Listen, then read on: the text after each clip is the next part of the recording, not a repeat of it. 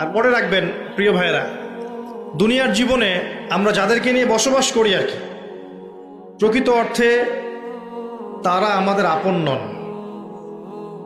আমাদের প্রকৃত আপন সত্তা হচ্ছেন আল্লাহ রাব্বুল আলামিন। আল্লাহর চেয়ে আপন আপনার কেউ নেই পৃথিবীতে। তো সেই আল্লাহকে আপন করে নেন, আপনি বুদ্ধিমান। আল্লাহকে বাদ দিয়ে অন্য সব কিছুকে আপন করে নেবেন, আপনার মৌতের পরে আপনাকে এরা ভুলে যাবে। আপনার মৃত্যুর পরে এরা আপনাকে খুব বেশি দিন মনে রাখবে বলে মনে হয় না, রাখলেও বছরে বছরে একদিন।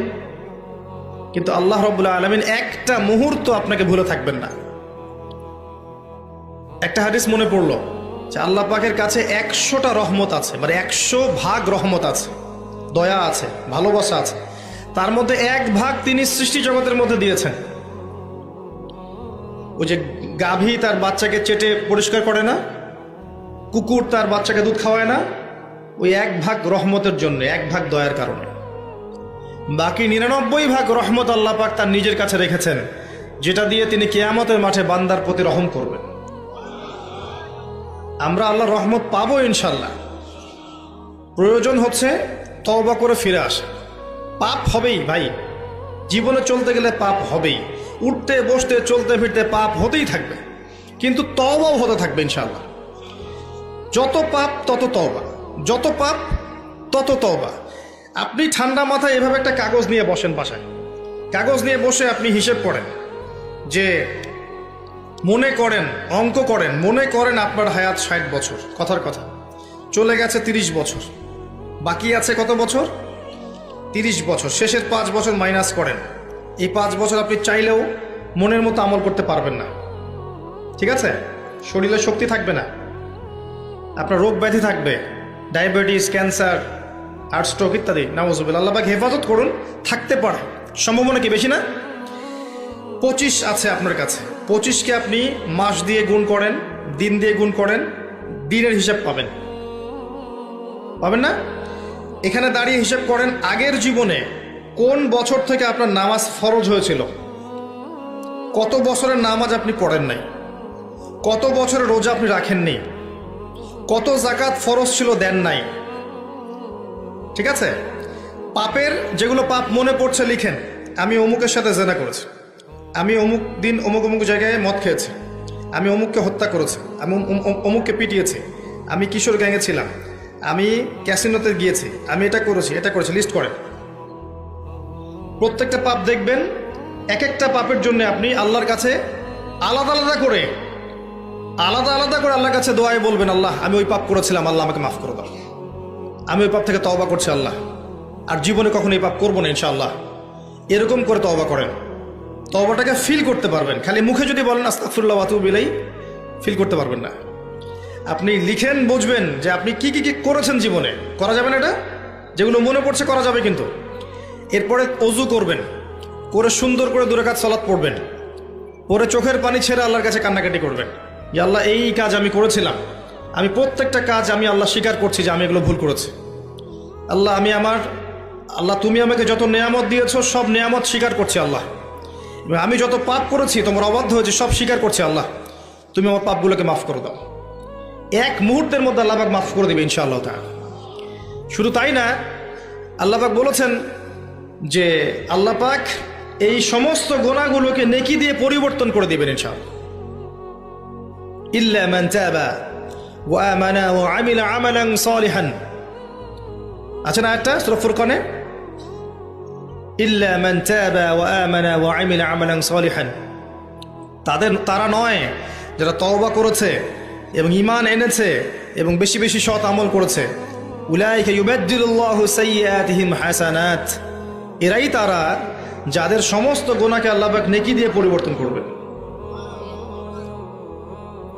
শয়তান ধোঁকা দিবে আপনাকে, শয়তান বোঝাবে এত তাড়াতাড়ি কেন, এখনো সময় পড়ে আছে, পরে তওবা করো, এত দ্রুত দিনের পথে আসতে হবে কেন, অনেক সময় পড়ে আছে, আগে পড়াশোনা শেষ করো, এসএসসি শেষ হোক, ইন্টার শেষ হোক, অনার্স শেষ হোক, মাস্টার্স শেষ হোক, একটা চাকরি আগে পাও, বিয়ে শাদী হোক, পরিবার হোক, শেষ বয়সে গিয়ে একটা হজ করে আলহাজ টাইটেল নিয়ে নেব, ব্যাস হয়ে গেল।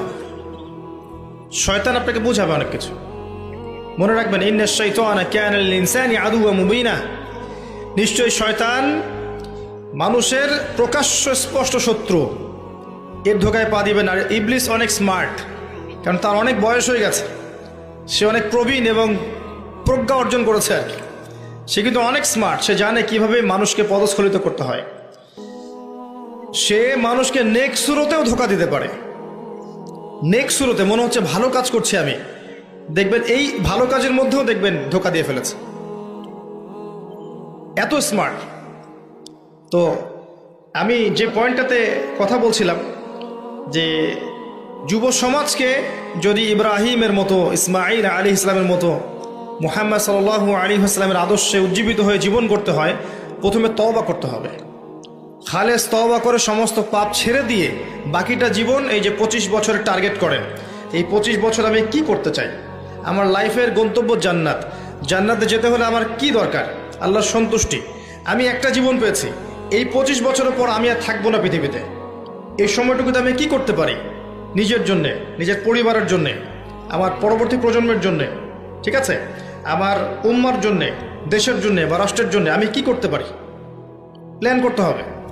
আমি কি পড়বো, এখন কোন কোন বই পড়বো, কোন কোন সাবজেক্ট পড়বো।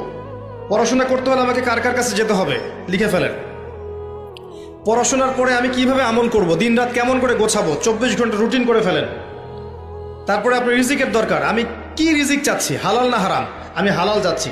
হালাল যদি চাই, আমি হালাল জব খুঁজবো, হালাল ব্যবসা করব, হালাল কৃষিভিত্তিক কাজ করব, হালাল কিছু করব, হারামে যাব না। প্রত্যেকটা কাজ ক্যালকুলেশন করে করেন। বিয়ে করবো, এরপরে আমি কাকে বিয়ে করব, এই জিন্স এবং টি শার্ট পরা মেয়েকে নাকি একটা পর্দাশীল মুত্তাকি মেয়েকে?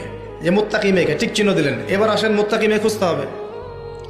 মুত্তাকি মেয়ে ফেসবুকে পাওয়া যাবে না, ওই মেসেঞ্জারে পাওয়া যাবে না, হোয়াটসঅ্যাপে, ইমো, ভাইবারে পাওয়া যাবে না, ওইখানে যোগাযোগ করতে হবে। উপরে যোগাযোগ করে বলতে হবে, রব্বানা, বলেন, হাব লানা মিন আজওয়াজিনা ওয়া যুররিয়াতিনা কুররাতা আয়ুন ওয়াজআলনা লিল মুত্তাকিনা ইমামা। সূরা ফুরকান শেষের দিকে আছে। এই দোয়া করতে থাকেন আল্লাহর কাছে, আল্লাহ পাক মিলাই দেবেন ইনশাআল্লাহু আযজা ওয়া জাল্লা। ভুলেও এই জিন্স এবং গেঞ্জি সংস্কৃতির মেয়েকে ঘরে তুলেন না, এই আপনার পরিবারটা জাহান্নামের টুকরা হয়ে যাবে। এই কাজ ভুলেও করতে যায় না। আর এটাও মনে রাখেন যে সব বোরখা মানেই মুত্তাকি পরহেজগার মেয়ে নয়, সব বোরখার পিছনেই দিনদার মেয়ে থাকে না, এটাও মাথা রাখবেন। ওইখানে কানেকশন করেন, ইনশাআল্লাহ আল্লাহ পাক ব্যবস্থা করে দিবেন ইনশাআল্লাহ। রিজিক কে দেয় ভাই? আসমান জমিন সৃষ্টির 50,000 বছর আগে, কত হাজার? 50,000 বছর আগে আল্লাহ পাক তাকদির লিখে ফেলেছে, লেখা হয়ে গেছে আপনার কার সাথে বিয়ে হবে, আপনার কয়টা বাচ্চা হবে, আপনি কত বছর থাকবেন পৃথিবীতে, কিভাবে মারা যাবেন, কোন দিন মারা যাবেন, এবং মৌতের পর আপনার কি হবে। এই পৃথিবীতে আপনি কত কোটি চালের দানা খাবেন, কত কোটি ডালের দানা খাবেন, কতগুলো মাছ খাবেন, কতগুলো মাংস খাবেন, সব লেখা আছে, সব লেখা আছে। আল্লাহ পাকের এই পুরো সিস্টেমের মধ্যে আমরা, এর বাইরে যাওয়ার কোনো ক্ষমতা নেই। মানুষ তো আল্লাহকে চিনে না, মানুষ আল্লাহকে চিনে না বলেই আল্লাহর অবাধ্য হয়। উমর রাদিয়াল্লাহু আনহু আমিরুল মুমিনিন, ইসলামের দ্বিতীয় খলিফা, রাতের বেলা তাহাজ্জুদ পড়তেন, আবার রাতের একটা অংশ অল্প একটু বিশ্রাম নিতেন, নিয়েই আবার বের হয়ে পড়তেন জনগণের খোঁজখবর নেওয়ার জন্যে। দেখছেন যে এক মা চুলার উপরে হাঁড়ি বসিয়ে রেখেছে, হাঁড়িতে কিছু নাই, বাচ্চাটা কাঁদছে। গল্পটা জানেন না? এটা প্রসিদ্ধ গল্প, কিন্তু প্রসিদ্ধ কাহিনী, বিভিন্ন কিতাবে এসেছে। তো তিনি গিয়ে জিজ্ঞাসা করলেন, কি সমস্যা, বাচ্চা কাঁদছে কেন, খাবার কোথায়? তো এই মহিলা বলছে, ওয়াল্লাহি হাযা বাইনি ওয়া বাইনা ওমর, আল্লাহর কসম করে বলছি এই অবস্থাটা আমার ওমরের আর আল্লাহর মাঝখানের ব্যাপার। মানে এ অভিযোগ করছে আল্লাহর কাছে ওমর সম্পর্কে রাদিয়াল্লাহু আনহু। সে তো চিনতে পারেনি যে এই ব্যক্তি ওমর রাদিয়াল্লাহু আনহু। কথা বুঝতে পারছেন? আচ্ছা, এবার ওমর রাদিয়াল্লাহু আনহু একটু ভয় পেয়ে গেলেন, মানে বিচলিত হয়ে পড়লেন যে আমার ব্যাপারে আল্লাহর কাছে দাবি রাখলে তো সমস্যা না। তিনি এমন মানুষ ছিলেন যিনি বলেছিলেন যে ইরাকের ফোরাত নদীর কিনারায় যদি কোনো ছাগলের বাচ্চা না খেয়ে মারা যায়, আমি ভয় পাই যে আল্লাহ পাক সেজন্য আমাকে জবাবদিহি করাতে পারেন। এমন ছিলেন তিনি আমিরুল মুমিনিন। খেজুর পাতার মসজিদে বসে অর্ধবিশ্ব শাসন করেছেন, অর্ধবিশ্ব, এবং মাটিতে ঘুমাচ্ছেন। তার ব্যাপারে একটা প্রসিদ্ধ কথা আছে, হাকামতা আদালতা আমিনতা ফানিমতা। হে ওমর, তুমি বিচার কার্য পরিচালনা করেছো, ন্যায় বিচার করেছো, নিরাপত্তা দিয়েছো, এরপর ঘুমিয়েছো। তারপর তিনি কি করলেন? বললেন, ইয়া আমাত আল্লাহ, হে আল্লাহর বান্দি, একটু অপেক্ষা করো, আমি আসছি। তিনি চলে গেলেন মদিনায়, গিয়ে ওই যে রিলিফ দেয় না, রিলিফ ত্রাণ রাষ্ট্রীয় কোষাগার থেকে, সেখান থেকে একটা বড় বস্তা খাদ্য, জব বা গম এই টাইপের নিজের কাঁধে ওঠালেন। নিজের কাঁধে, অ্যাসিস্ট্যান্টের কাঁধে নয়, নিজের কাঁধে, গাড়িতে করেও নয়, পায়ে হেঁটে কাঁধের মধ্যে এই বস্তাটা নিয়ে তিনি হেঁটে হেঁটে যাচ্ছেন ওই মহিলার বাসা পর্যন্ত। তার পাশে একজন সাহাবী ছিলেন, তার নাম ছিল আসলাম রাদিয়াল্লাহু আনহু। ইনি বলছেন যে, ইয়া আমিরুল মুমিনিন আনা আহমিলু, হে আমিরুল মুমিনিন, আমাকে দেন, আমি বহন করছি। তখন উমর রাদিয়াল্লাহু আনহু বলছেন, হাল আনতা তাহমিলু উযরি ইয়াউমাল কিয়ামাহ, তুমি কি কিয়ামতের দিন আমার পাপ বহন করবে? তুমি কি কিয়ামতের দিন আমার পাপ বহন করবে, আমার বোঝা বহন করবে? আজকে এটা চাচ্ছ তুমি আমার কাছে? নিজে কাঁধে করে নিয়ে গিয়ে ওই মহিলাকে দিলেন, নিজের হাতে রান্না করে বাচ্চাগুলোকে খাওয়ালেন। এরপরে গিয়ে আল্লাহর কাছে কেঁদে কেটে দোয়া করলেন, আল্লাহ, তুমি আমাকে যে দায়িত্ব দিয়েছ, আমি হয়তো এই দায়িত্ব পালন করতে পারছি না, তুমি আমাকে ক্ষমা করে দাও। আমি কিভাবে আপনাকে বুঝাবো যে এগুলো হচ্ছে ইসলাম? ইসলামের এই সৌন্দর্যগুলো দেখে হাজার হাজার অমুসলিম ইসলাম কবুল করেছে। ইসলাম তরোয়ারির জোরে ছড়ানো হয়নি, মানুষকে জোর করে, বোমাবাজি করে, সন্ত্রাসবাদ ছড়িয়ে এভাবে ইসলামের প্রচার হয়নি, কখনো হবেও না ইনশাল্লাহ। ইসলাম এভাবে সৌন্দর্য দিয়ে প্রতিষ্ঠিত হয়েছে, ন্যায় বিচার দিয়ে, আদালত আমানত দিয়ে, মুসলিমদের তাকওয়া পরহেজগারিতার চরিত্র দিয়ে। মানে এই যুব সমাজের চারিত্রিক এই অধঃপতনের দিকে তাকান, এরা কি আসলে সেই উম্মার সদস্য? আদৌ কি আমরা ওমর রাদিয়াল্লাহু আনহুর উত্তরসূরি, আবু বকর ওসমান আলীর উত্তরসূরি, খালিদ বিন ওয়ালিদ, তারেক বিন জিয়াদ, জায়েদ ইবনে হারেসা, জাফর ইবনে আবি তালেব, আব্দুল্লাহ বিন রওয়াহা তাদের অনুসারী, বদর এবং উহুদের সাহাবীদের মতো আমরা? আমাদের উচিত নিজের চেহারা আগে আয়নায় দেখা, কারণ প্রত্যেকটা নফসকে মৌতের স্বাদ গ্রহণ করতে হবে। ফাইন্নামা তুওয়াফাউনা উজুরাকুম ইয়াউমাল কিয়ামা, এরপর কিয়ামতের মাঠে তোমাদেরকে পূর্ণ প্রতিদান দেয়া হবে। ফামান যুহজিহা আনিন নার ওয়া উদখিলাল জান্নাতা ফাকাদ ফাজ, ওই দিন যাকে জাহান্নাম থেকে বাঁচানো হবে এবং জান্নাতে প্রবেশ করানো হবে, একমাত্র সে ব্যক্তি সফল, আর কেউ সফল নয়।